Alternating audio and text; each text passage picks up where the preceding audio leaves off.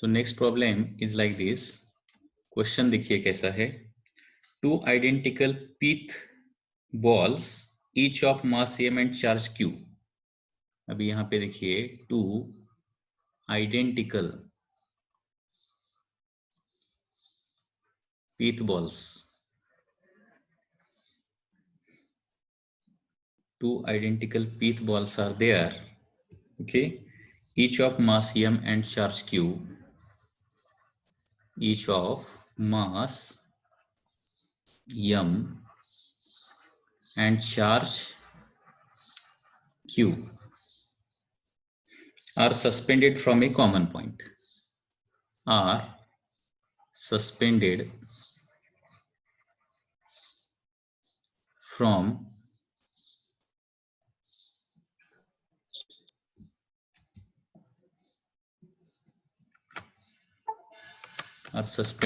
a common point.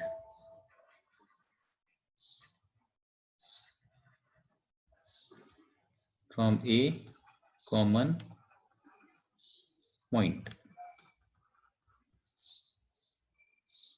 Suspended from a common point by two strings of equal length.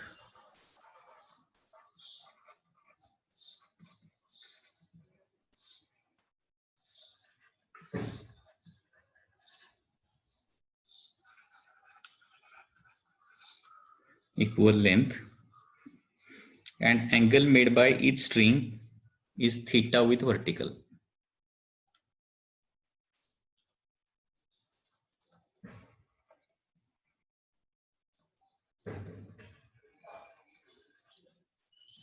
Is theta with vertical. Okay, so this is the problem. यहाँ पे angle theta का formula हमें निकालना है. अभी यहाँ पे टू आइडेंटिकल पिथ balls. Pith ball मतलब क्या होता है, ये लाइट वेट बॉल्स होते हैं which can carry the charge very easily. And diagram of this problem will be like this. Okay, diagram इसका इस तरह से हम निकाल सकते हैं. there are two identical pith ball. These are the two identical pith ball like this.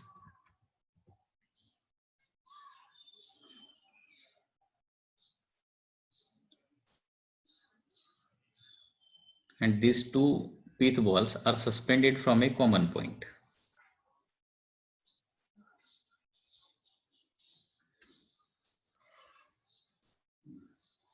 Suspended from a common point like this. Okay,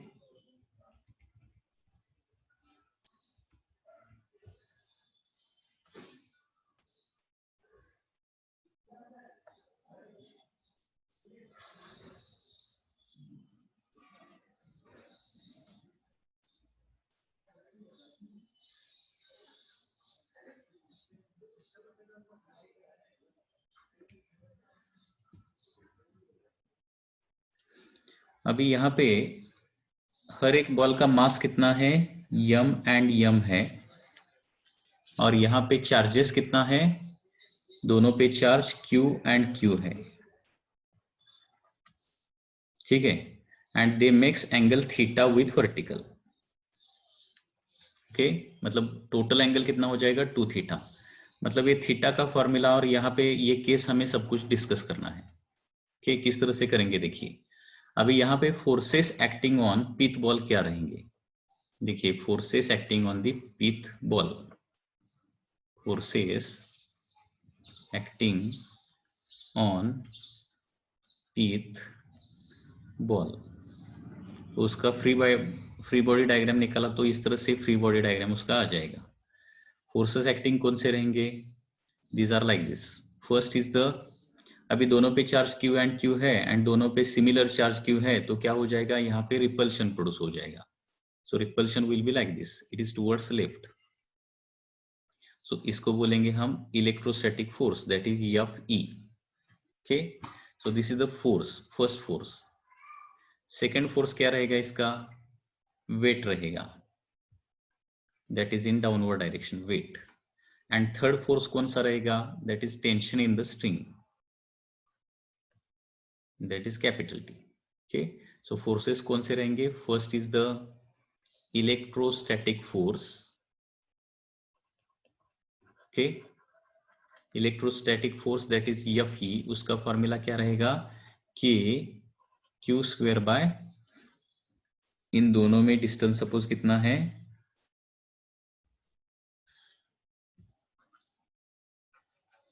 suppose distance between them is 2r, distance suppose है 2r assume करते हैं। Okay, सो के q square divided by 2r square. So this is the electrostatic force of repulsion between them. Okay, second force कौन सा रहेगा? That is weight. Weight W is equal to कितना रहेगा? Weight mg. It is in downward direction. Okay, ये force कौन से direction में रहेगा? It is towards left रहेगा। ये force कौन से डायरेक्शन में रहेगा? डाउनवर्ड डायरेक्शन में रहेगा। And third force is the tension in the string. Tension in string, which is denoted by capital T. अभी यहाँ पे देखिए टी के हम दो कंपोनेंट निकाल सकते हैं। This is the first component and this is the second component. दो कंपोनेंट। अभी यहाँ पे एंगल थीटा है, यहाँ पे एंगल अगर थीटा है तो यहाँ पे विथ वर्टिकल यहाँ पे एंगल थीटा हो जाएगा। This angle will be theta, that this angle will be theta. मतलब टेंशन का वर्टिकल कंपोनेंट क्या आ जाएगा? That is T cos theta, and horizontal component क्या आ जाएगा? टी साइन थीटा आ जाएगा। अभी इक्विलिब्रियम में क्या हो जाएगा? इक्विलिब्रियम में, सो इन इक्विलिब्रियम में क्या हो जाएगा? T sine theta is equal to क्या हो जाएगा? T into sine theta is equal to electric force रहेगा हमेशा, एंड टी कॉस थीटा क्या रहेगा? हमेशा वेट रहेगा। T sine theta is equal to electric force equilibrium condition में। इक्विलिब्रियम कंडीशन में क्या होता है? Force towards right is equal to force towards left, and upward force is equal to downward force. मतलब T sine theta is equal to F E and T cos theta is equal to W हो जाएगा। Okay, अभी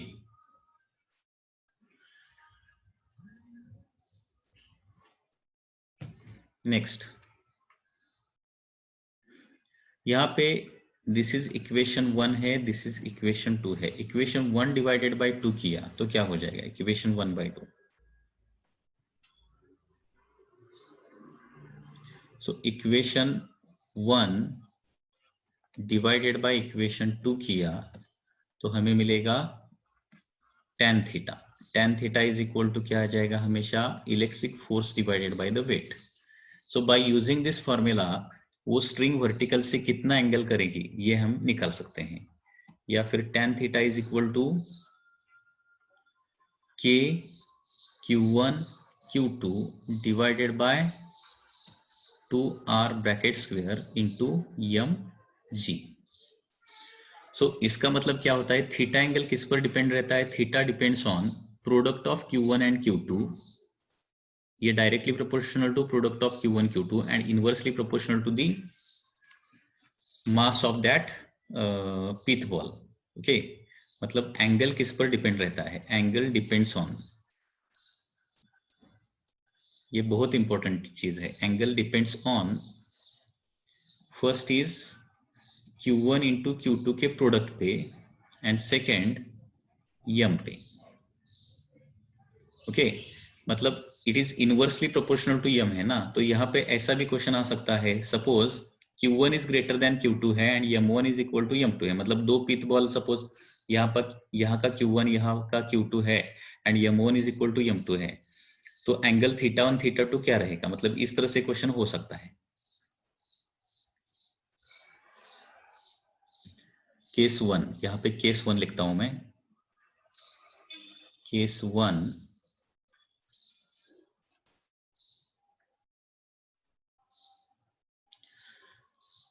अगर देखिए यहाँ पे if m1 is equal to m2 and q1 is not equal to q2 है, तो क्या हो जाएगा?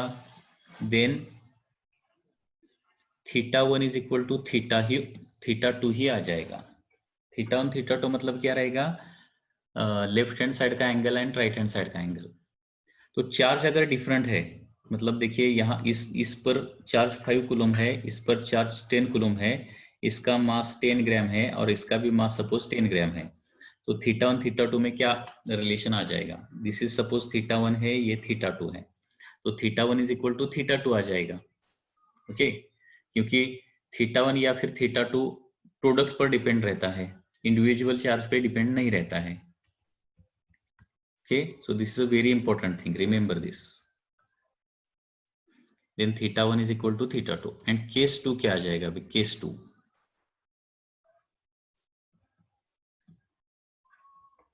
if m1 is greater than m2 है and q1 is equal to q2 है, q1 q2 सेम रहने दो या फिर डिफरेंट रहने दो, उसका थीटा पर इफेक्ट नहीं रहता है। m1 is greater than m2 है, तो अभी देखिए angle is inversely proportional to mass है ना, तो क्या हो जाएगा, देन θ1 इज लेस देन θ2 आ जाएगा। मतलब डायग्राम किस तरह से आ जाएगा, इस तरह से, θ1 लेस मतलब एक पिथ बॉल यहाँ पे आएगा और दूसरा पिथ बॉल इधर किधर तो जाएगा।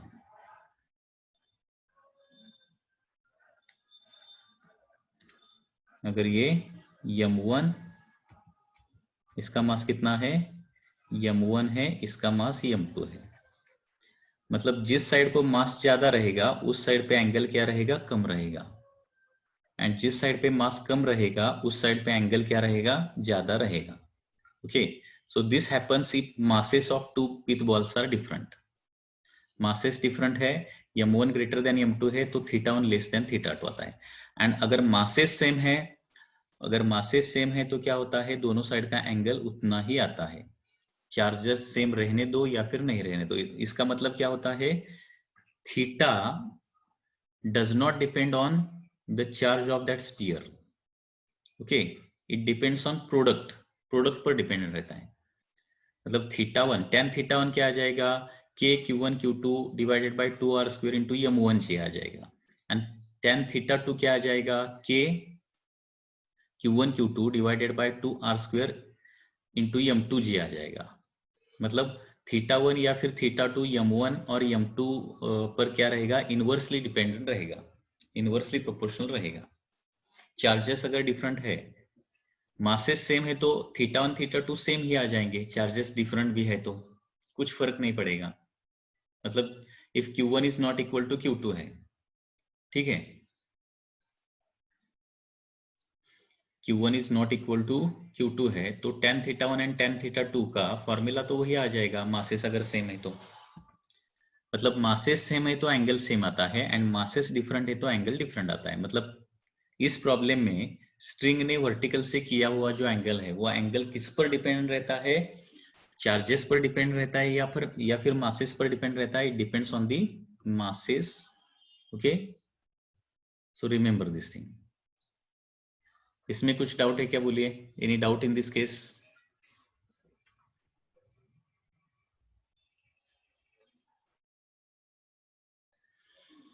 सो this is very important formula for this case. ये जो पिथ बॉल या फिर स्ट्रिंग प्रॉब्लम जो है, इसको क्या बोलेंगे हम, स्ट्रिंग प्रॉब्लम बोलेंगे। तो स्ट्रिंग प्रॉब्लम में ये फॉर्मूला बहुत इंपॉर्टेंट है। So angle made by the string with vertical, that is tan theta, is given by formula electric force divided by the electrostatic force of repulsion divided by the weight of that ball.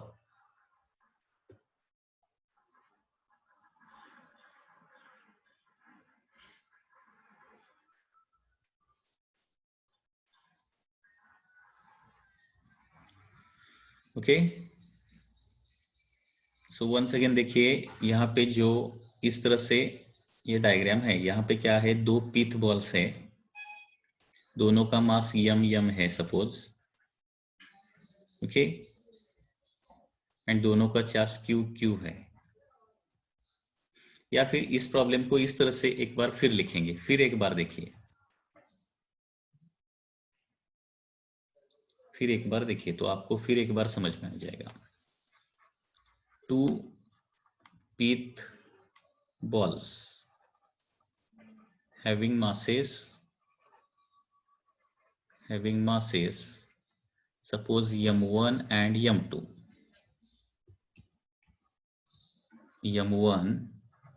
and m2 and charges theta 1 and theta 2 are suspended. Charges q1 and q2, charges q1 and q2 are suspended from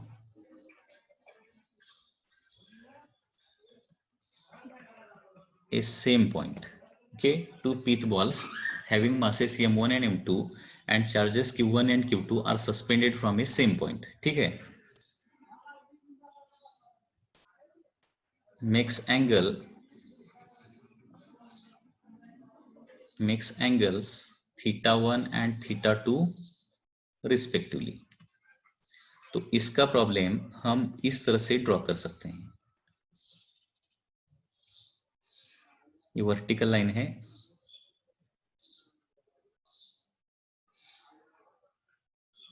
this is one string, this is suppose another string.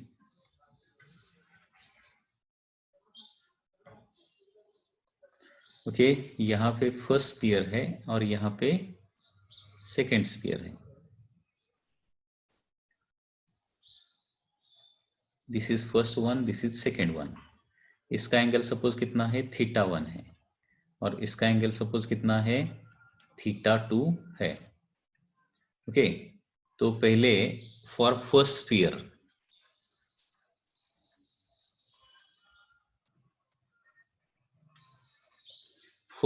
Spear का मैं free body diagram draw करता हूं. First sphere का free body diagram क्या रहेगा, इस पर electrostatic force यहाँ पे टुवर्ड्स लेफ्ट रहेगा, दैट इज एफ ई. दूसरा रहेगा tension in the string T1 and तीसरा रहेगा that is weight W1. Okay, so therefore this angle is suppose theta 1. First sphere का एंगल कितना है, थीटा 1 है. तो T1 के दो कंपाउंड आ जाएगा, this is T1 cos theta 1 and यहाँ पे क्या आ जाएगा, T1 sin theta 1. In equilibrium क्या आ जाएगा, in equilibrium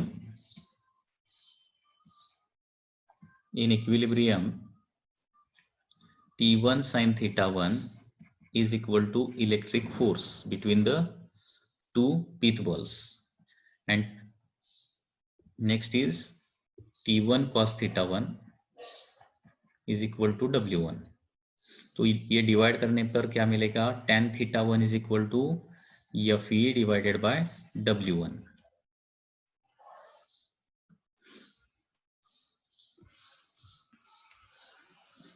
and therefore tan theta 1 is equal to यहाँ पे k q1 q2 divided bye, दोनों में डिस्टेंस सपोज कितना है, अभी d लेता हूं डिस्टेंस d, दोनों में डिस्टेंस कितना है, सपोज d है, तो d स्क्वायर के this is divided by m1g, weight मतलब m1g. अभी देखिए थीटा 1 इज इनवर्सली मतलब tan theta 1 is inversely proportional to क्या आ जाएगा, m1 आ जाएगा. Okay, so this is for the first sphere. अभी सेकंड स्फीयर लेते हैं. फॉर सेकंड स्फीयर का क्या हो जाएगा, free body diagram will be like this. इस पर फोर्सेस कौन से रहेंगे, one is the electrostatic force of repulsion that is Fe. उसके बाद इसका weight W2 downward and tension that is T2. Okay, once again angle with vertical ये रहेगा थीटा 2. ये कंपाउंड आ जाएगा T2 cos थीटा 2 और ये T2 sin थीटा 2। इक्विलिब्रियम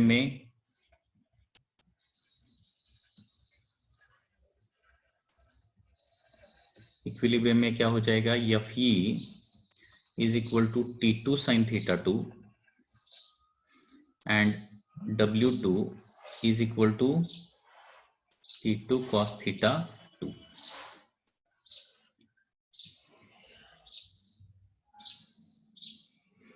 तो अभी क्या हो जाएगा, डिवीजन करने पर tan थीटा 2 आ जाएगा। tan theta 2 is equal to k q1 q2 divided by d square, once again same term, divided by m2 g। अभी देखिए दोनों का न्यूमरेटर तो सेम ही है, मतलब थीटा जो रहेगा वो m1 या फिर m2 पर ही डिपेंडेंट रहेगा। ओके, मतलब चार्जेस अगर डिफरेंट भी है लेकिन मासेस सेम है, सपोज दोनों का मास m है, चार्जेस q1 q2 है, तो theta 1 is equal to theta 2 आ जाएगा ना। From this it is concluded, मतलब फर्स्ट स्फीयर का एंगल और सेकंड स्फीयर का एंगल, चार्जेस डिफरेंट भी है तो चलता है, लेकिन मासेस अगर सेम है तो एंगल सेम ही आ जाएगा। लेकिन चार्जेस सपोज सेम है और मासेस डिफरेंट है तो एंगल डिफरेंट आता है। Okay, so that is charges कितने भी रहने दो, if m1 greater than m2 है तो क्या हो जाएगा, थीटा 1 लेस देन थीटा 2 आ जाएगा।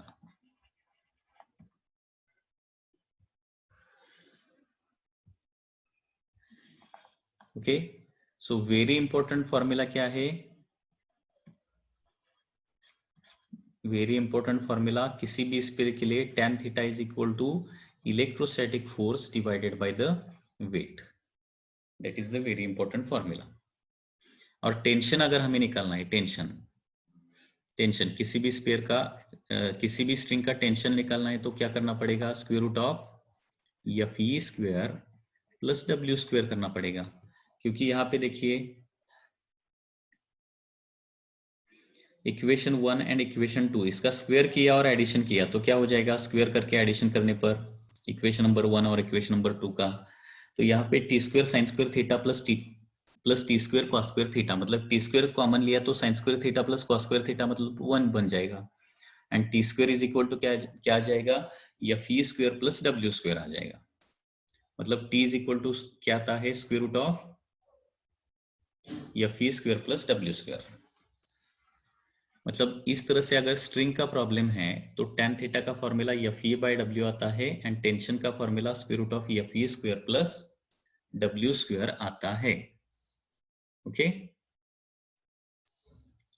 सो these two are very important formulae in case of this string problem.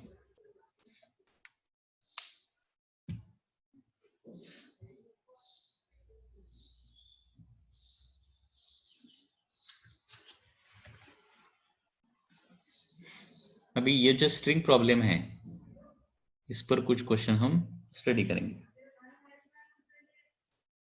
Okay, problem is like this, next problem.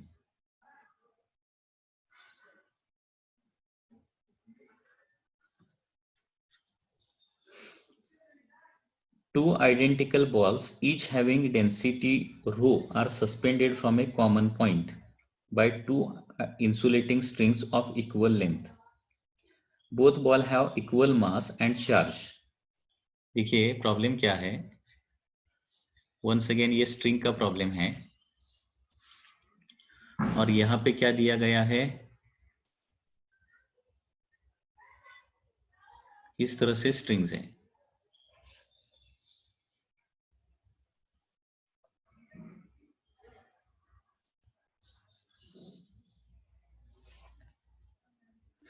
यहाँ पे two identical ball each having density rho, इनका डेंसिटी कितना दिया गया है, रो दिया गया है, दोनों का मास सेम है एंड दोनों का चार्ज भी सेम है। इस तरह से प्रॉब्लम है।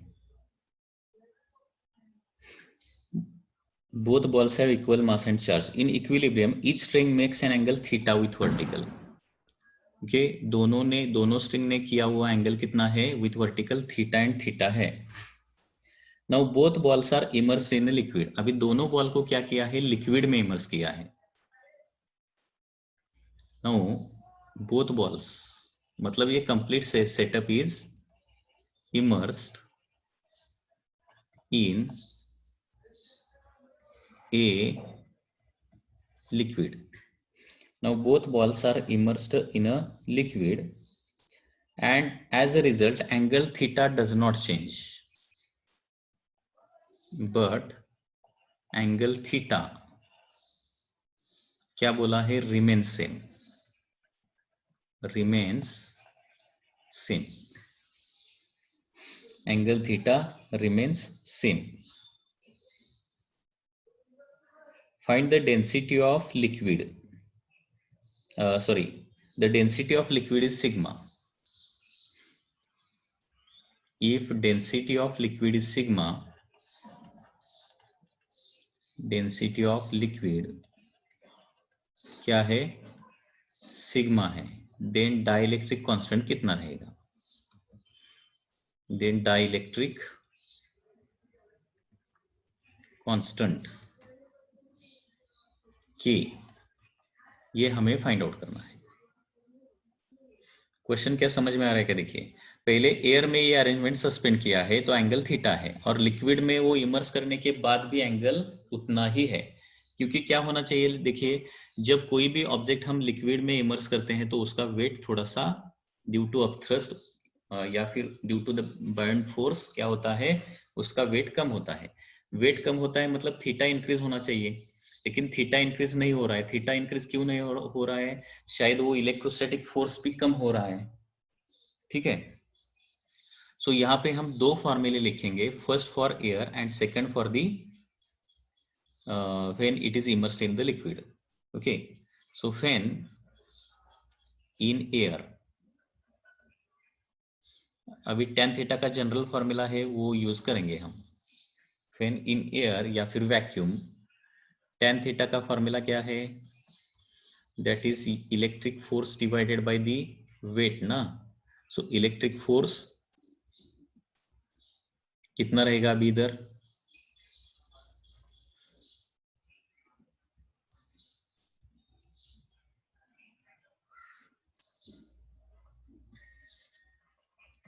इलेक्ट्रिक फोर्स रहेगा 1/4πε0 क्यू स्क्वायर डिवाइडेड बाय, दोनों में डिस्टेंस सपोज कितना है, d है, d square divided by weight कितना, mg।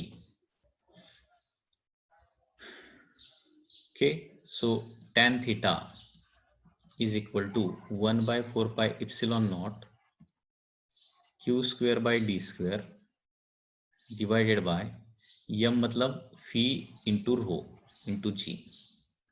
So this is the first formula, क्योंकि मास मतलब वॉल्यूम इंटू डेंसिटी रहता है।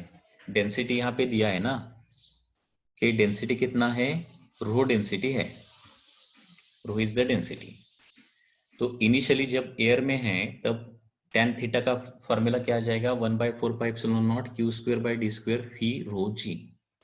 ओके, उसके बाद फिर जब इस सिस्टम को हम लिक्विड में इमर्स करते हैं, फिर इमर्स्ड इन द लिक्विड, जब इसको क्या करेंगे, लिक्विड में इमर्स करेंगे, तब एंगल तो उतना ही रहता है, ऐसा क्वेश्चन में बताया गया है। तो tan थीटा ही रहेगा, लेकिन अभी न्यूमरेटर थोड़ा सा चेंज हो जाएगा, 1/4πε0 के हो जाएगा, क्योंकि यहाँ पे मीडियम चेंज हो गया है। वैक्यूम में या फिर एयर में फोर्स कितना रहता है, 1/4πε0 q square by D square. Charges वही है, लेकिन मीडियम क्या है, अभी चेंज हो गया है, और उस मीडियम मतलब लिक्विड का डाइलेक्ट्रिक कांस्टेंट सपोज k है, तो फोर्स होता है 1/4πε0 k q square by D square. Numerator change हो गया। उसी तरह से आपको पता है कोई भी ऑब्जेक्ट हम जब लिक्विड में इमर्स करते हैं तो उसका वेट क्या होता है, कम होता है। कितना वेट होता है, that is V minus sigma into rho g, ये आपको पता होना चाहिए। मतलब एयर में वेट कितना रहता है, फी रो जी रहता है, और लिक्विड में इमर्स करने के बाद कितना वेट होता है, sorry rho minus sigma, sorry V in bracket rho minus sigma into g रहता है। रिमेंबर दिस फॉर्मूला, ये फ्लूइड मैकेनिक्स में फॉर्मूला है। देखिए वंस अगेन, एयर में जब बॉडी रहती है तो फॉर्मूला मतलब वेट का फॉर्मूला रहता है फी रो जी, एंड जब हम उसको लिक्विड में इमर्स करते हैं तो इसका वेट थोड़ा सा रिड्यूस होता है। कितना होता है वेट? फी रो की जगह रो माइनस सिग्मा इंटू जी लिखना पड़ेगा। रो मतलब उस सॉलिड का डेंसिटी एंड सिग्मा मतलब क्या? उस लिक्विड का डेंसिटी। तो यहां तक समझ में आया क्या? देखिए तो हमने दो इक्वेशन लिखे हैं यहाँ पे, एंड बाय यूजिंग दिस हमें क्या करना है? अभी डाइलेक्ट्रिक कांस्टेंट के निकालना है। समझ में आया क्या? देखिए दूसरा इक्वेशन समझ में आया क्या? tan theta is equal to formula क्या आ जाएगा? न्यूमरेटर पे इलेक्ट्रिक फोर्स क्या रहेगा अभी? 1/4πε0 k q square by D square, okay. And denominator पे रिड्यूस द वेट, और weight in the liquid immersed weight कितना रहता है? V in bracket rho minus sigma into g. अभी ये दोनों tan थीटा के फॉर्मूले हैं, मतलब ये क्या कर सकते हैं? हम इक्वेट कर सकते हैं, ओके।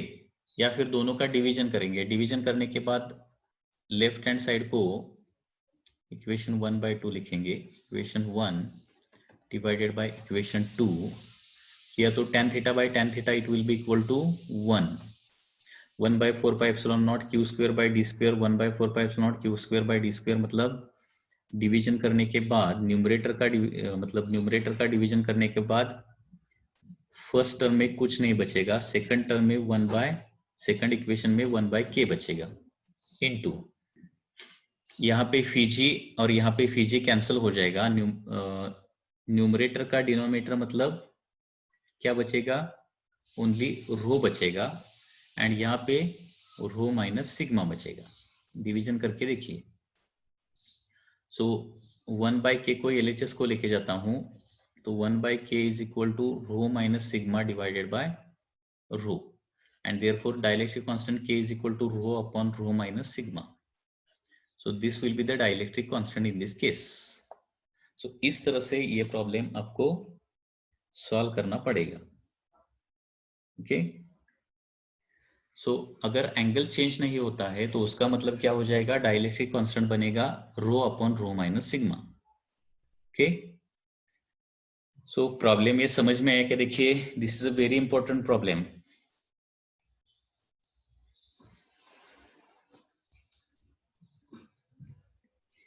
ओनली क्या किया इधर tan थीटा के दो इक्वेशंस हमने यूज किए हैं। We have used 2 equations of tan theta and उसका डिवीजन किया है। यहाँ पे आपको इलेक्ट्रिक फोर्स और वेट उसका ओनली फॉर्मूला याद में रखना पड़ेगा।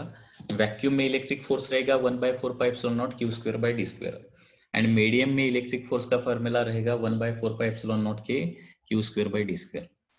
वैक्यूम में वेट रहेगा mg मतलब वॉल्यूम इंटू डेंसिटी ना, मास मतलब volume into density, volume into density into g. And जब लिक्विड में इमर्स करते हैं तो आपको रिड्यूस्ड वेट का फॉर्मूला पता होना चाहिए। रिड्यूस्ड वेट कितना रहता है? v in bracket rho minus sigma into g. ये लिख के सभी हमने मैनिपुलेशंस किया है। तो dielectric constant of that liquid कितना आ जाएगा? Rho upon rho minus sigma. So that will be your final answer, okay.